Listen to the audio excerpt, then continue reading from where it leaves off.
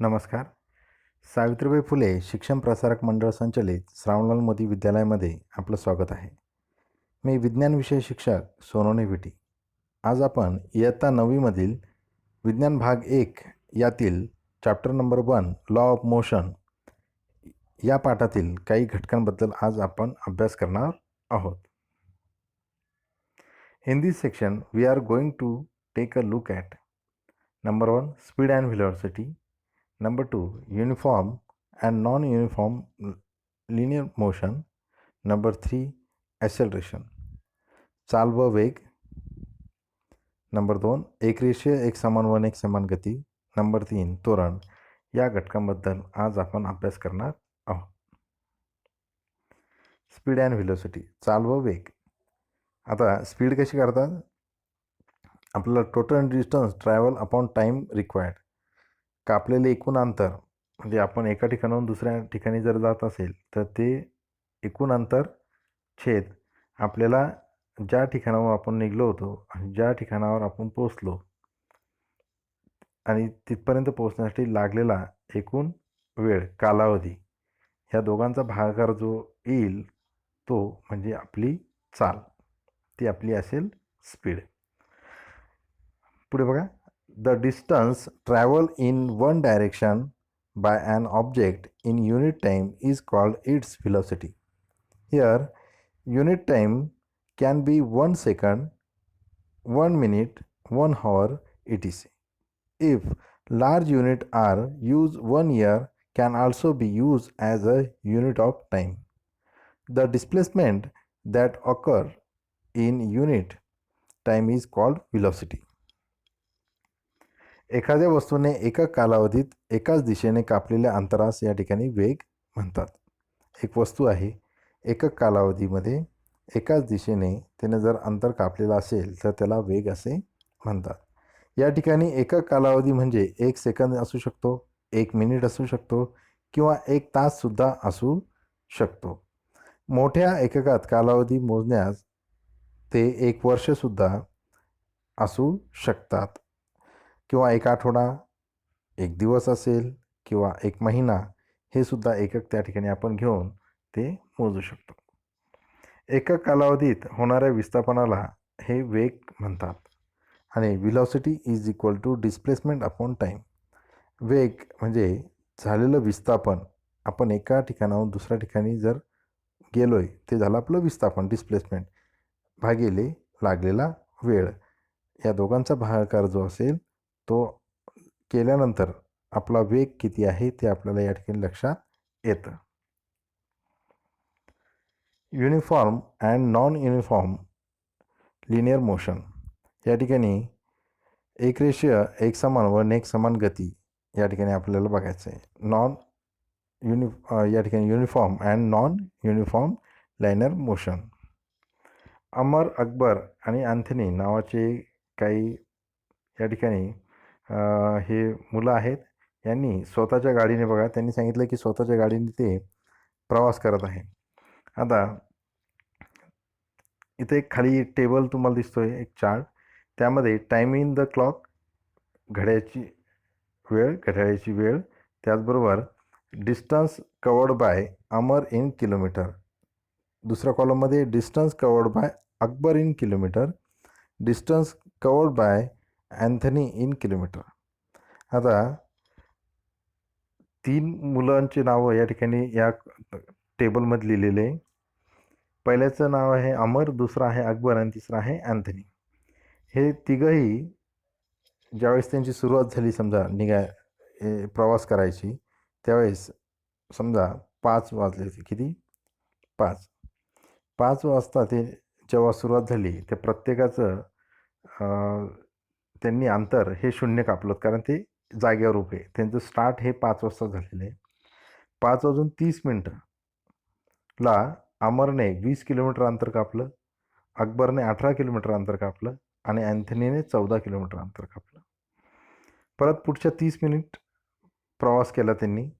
मग 6 वाजता अमर हा 40 किलोमीटर पोहोचला, त्यानंतर अकबर हा 36, अँथनी हा किती 28 किलोमीटर. त्याचबरोबर परत ते 30 मिनटं पुढे त्यांनी प्रवास केला.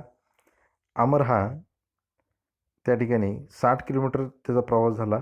अकबरचा त्या ठिकाणी किती झालं 42 आणि अँथनीचं झालं त्या ठिकाणी 42. आता पुढे परत अमर 80, 100, 120 असा प्रत्येक 30-30 मिनिटाला त्याने अंतर त्या ठिकाणी कापलं. अकबरने सुद्धा प्रत्येक 30 मिनिटाला बघा त्याने 6:30 42 किलोमीटर गेला. त्यानंतर 70, 95 आणि 120. त्याचबरोबर अँथनीने सुद्धा नंतर प्रत्येक 30 मिनिटामध्ये बघा त्याचं 42 किलोमीटर अंतर 56, 70 आणि 84 अशा पद्धतीने त्या ठिकाणी त्याने सुद्धा या ठिकाणी प्रवास केला. पण आता या तक्त्यामध्ये आपल्याला एक बघण्यासारखी गोष्ट आहे की प्रत्येक 30 मिनिटामध्ये सारखा प्रवास किंवा सारखं अंतर कोणी कापलं. तर या ठिकाणी आपल्याला लक्षात येईल की अमरने या ठिकाणी सगळ्यात पहिले अमरचा आपण डिस्टन्स बघू. प्रत्येक 30 मिनिटाला त्याने 20-20 किलोमीटर हा प्रवास केला.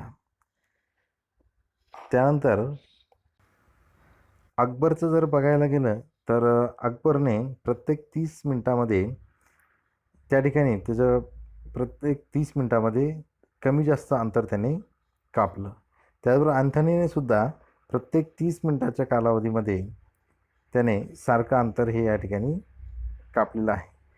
या ठिकाणी बघा खाली काय सांगितलं, if an object covered equal distance in equal time intervals it is said to be moving with uniform speed. जर वस्तू समान कालावधीत समान अंतर कापत असेल तर तिच्या गतीला एकसमान गती म्हणतात. बघा त्याने 2 किलोमीटर चाललो का 4 किलोमीटर चाललो 30 मिनिटात, पण प्रत्येक 30-30 मिनिटामध्ये जर सारखं अंतर जर कापत असेल तर अशा गतीला आपण एकसमान गती असे म्हणतो. ॲक्सेलरेशन म्हणजे काय बघा, त्वरण.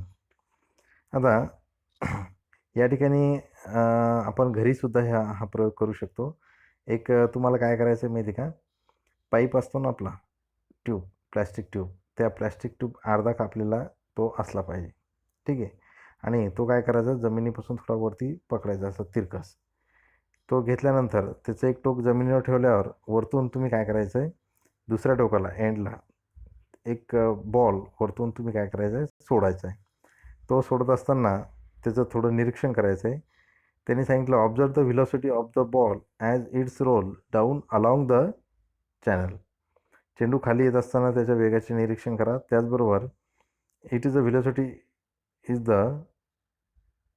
Velocity the same at all points. चेंडू वरून खाली येत असताना वेग सर्व ठिकाणी सारखाच होता का, त्याचंसुद्धा निरीक्षण करायचं आहे. आता आपल्याला ही गोष्ट साहजिकच आहे.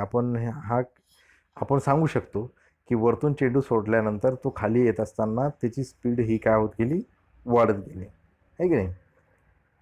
त्याचा वेग जो आहे व्हेलॉसिटी हा काय होत गेला, वाढत गेला. सुरुवातीला तो व्हेलॉसिटी ती 0 होती कारण आपण तो हातात धरलेला होता चेंडू, आणि जसा आपण सोडला तसा तो खाली येत असताना त्याची व्हेलॉसिटी वाढत गेली. कारण पृथ्वी काय करत असते, प्रत्येक वस्तूला आपल्याकडे खेचण्याचं काम करते, आणि तो जमिनीवर येत असताना त्याची स्पीड काय होते, ही वाढत जाते. You must have all played on a slide in a park. You know that while sliding down, the velocity is less at the top. It increases in the middle and becomes zero toward the end. The rate of change of velocity is called acceleration. लहानपणी तुम्ही सर्वजण घसरगुंडी हा खेळ खेळला असाल. घसरगुंडी खेळत असताना किंवा घसरत असताना सुरुवातीस वेग कमी असतो, मध्ये तो वाढतो व शेवटी तो परत काय होतो, कमी होऊन 0 होतो. आपण घसरगुंडीवर बसलो आहे आणि घसरगुंडीवर जेव्हा आपण बसतो सुरुवातीला तेव्हा आपला वेग 0 असतो, आपण थांबलेला असतो. जसं आपण घसरगुंडीवरून सुरुवात करतो त्यावेळेस आपण जेव्हा घसरगुंडीच्या मध्यभागी आल्यानंतर आपली स्पीड काय होती, ही थोडी वाढते, आणि शेवटी आपण शेवटच्या टोकाला आलो की त्या ठिकाणी स्टॉप होतो, थांबतो, आणि त्या ठिकाणी आपली जी स्पीड आहे ती काय होती, आपली डिक्रीज होते, म्हणजे कमी म्हणजे 0च होऊन जाते. ठीक आहे. या वेगाबदलातील दरालाच आपण त्वरण असे म्हणतो. सुरुवातीला 0, मध्ये एकदम वाढली आणि नंतर परत 0 झाली, म्हणजे वेगामध्ये त्या ठिकाणी कुठेतरी बदल झाला, आपल्या व्हेलॉसिटी ही चेंज होत गेली. Acceleration is equal to change in velocity upon time. त्वरण म्हणजे काय? वेगातील बदल भागिले काळ. जो वेगात बदल होत असतो आणि भागिले काळ म्हणजेच या ठिकाणी त्वरण आपल्याला मिळतं. If the initial velocity is u and in time t it changes to the final velocity v. जर u हा सुरुवातीचा वेग t या कालावधीनंतर बदलून अंतिम वेग v होत असेल तर acceleration is equal to final velocity minus initial velocity upon time. अंतिम वेग त्वरण म्हणजे अंतिम वेग वजा सुरुवातीचा वेग भागिले काल. If the velocity of an object changes during a certain time period, then it is said to have accelerated motion. An object in motion can have two type of acceleration. जर एखादी गतिमान वस्तू ठराविक कालावधी दरम्यान वेग बदलत असेल तर त्या वस्तूच्या गतीला त्वरणीय गती असे म्हणतात. गतिमान वस्तूमध्ये दोन प्रकारचे त्वरण असू शकते. या ठिकाणी आता बघायचं आपल्याला positive, negative and zero acceleration. An object can have positive or negative acceleration. एखाद्या वस्तूचे त्वरण धन किंवा ऋण असू शकते. When the velocity of an object increase the acceleration is positive. जेव्हा एखाद्या वस्तूचा वेग वाढतो तेव्हा तो त्वरण काय होतो? धन असते. आता समजा आपण बघितलं घसरगुंडीवर आपण बसलेलो आहे, आपण स्थिर आहे आणि जेव्हा आपण घसरगुंडीहून खाली येत असतो आपला स्पीड वाढला तर त्या ठिकाणी आपलं त्वरण काय होतं? पॉझिटिव्ह होतं. In this case, the acceleration is in the direction of velocity. When the velocity of an object decreases with time, it has a negative acceleration. Negative acceleration is also called deceleration. Its direction is opposite to the direction of velocity. If the velocity of the object does not change with time, it has zero acceleration. बघा पुढे येथे त्वरण वेगाच्या दिशेने असते. जेव्हा एखाद्या वस्तूचा वेग कमी होतो तेव्हा त्वरण ऋण असते. ऋण त्वरणालाच अवत्वरण किंवा मंदन असे सुद्धा म्हणतात, डिॲक्सेलरेशन. तेव्हा वेगाच्या दिशेच्या विरुद्ध दिशेने असते. वेग स्थिर असल्यास त्वरण शून्य असतो. आपण घसरगुंडीच्या सुरुवातीला वरती बसलेलो आहे. आपण आता आपल्याला स्पीड आहे का? नाही. आपण शांत त्या ठिकाणी बसलेलो आहे. आपण स्थिर आहे. बरोबर आहे. म्हणजे आपलं त्वरण काय त्या ठिकाणी? शून्य आहे. Uniform circular motion. The speed of the tip of a clock is constant but the direction of its displacement and therefore it's velocity is constantly changing. As the tip is moving along a circular path his motion is called uniform circular motion. बघा एक समान वर्तुळाकार गती ही कशी असते? घड्याळाच्या काट्याच्या टोकाची चाल सतत स्थिर असते, परंतु त्याची विस्थापनाची दिशा सतत बदलत असल्याने त्याचा वेगही सतत बदलत असतो. सेकंद काट्याचे टोक वर्तुळाकार मार्गाने फिरत असल्याने या गतीला एक समान वर्तुळाकार गती असे म्हणतात. When an object is moving with a constant speed along a circular path, the change in velocity is only due to the change in direction.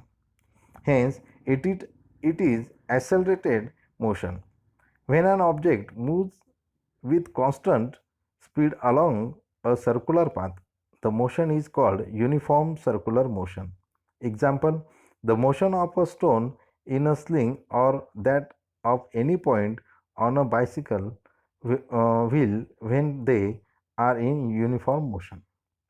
जेव्हा वस्तू स्थिर चालीने वर्तुळाकार मार्गाने गतिमान होते तेव्हा वेगामध्ये होणारा बदल फक्त गतीची दिशा बदलल्याने होतो. त्यामुळे तो त्वरणीय वेग असतो. जेव्हा एखादी वस्तू एक समान चालीसह वर्तुळाकार मार्गाने जाते तेव्हा त्या गतीला एक समान वर्तुळाकार गती असे म्हणतात. उदाहरणार्थ एक समान चालीने फिरणाऱ्या गोफणीतील दगडाची गती किंवा सायकलच्या चाकावरील कुठल्याही बिंदूची गती हे एक समान वर्तुळाकार फिरणारे उदाहरणं आहेत. Determining the direction of velocity in uniform circular motion. एकसमान वर्तुळाकार वेगाची दिशा या ठिकाणी काढणे किंवा आपण या उदाहरणावरून एक लक्षात घेऊ. The coin will be thrown of in the direction of the tangent while is perpendicular to the radius of disk. Thus, the direction in which it gets thrown off depends on its position at the moment of getting thrown off. It means that as the coin moves along a circular path, the direction of its motion is changing at every point. एक नाणं घ्यायचं आहे तुम्हाला आणि एक चकती जी असती त्या चकतीवर तुम्हाला काय करायचं आहे ते ठेवायचे. नाणे वर्तुळाकार चकतीच्या त्रिज्येला लंब असणाऱ्या स्पर्शिकेच्या दिशेने जाईल. आता ही चकती ज्यावेळेस फिरायला सुरुवात होईल त्यावेळेस नाण्याला सुद्धा गती प्राप्त होईल आणि ती एक वेळ अशी येईल की ती स्पर्शिकेच्या दिशेने ते काय होईल फेकलं जाईल. नाणे फेकले जाण्याच्या क्षणी ज्या स्थितीत असेल त्यानुसार ते विशिष्ट दिशेला फेकले जाईल. म्हणजे नाणे वर्तुळाकार दिशेने फिरत असताना गतीची दिशा प्रत्येक बिंदूपाशी ही बदलत असते. विद्यार्थी मित्रांनो, आपल्याला पुढील तासामध्ये चॅप्टर नंबर 1 लॉ ऑफ मोशनमधील Newton's law of motion, law of conservation of momentum या घटकांचा आपण अभ्यास करणार आहोत. धन्यवाद.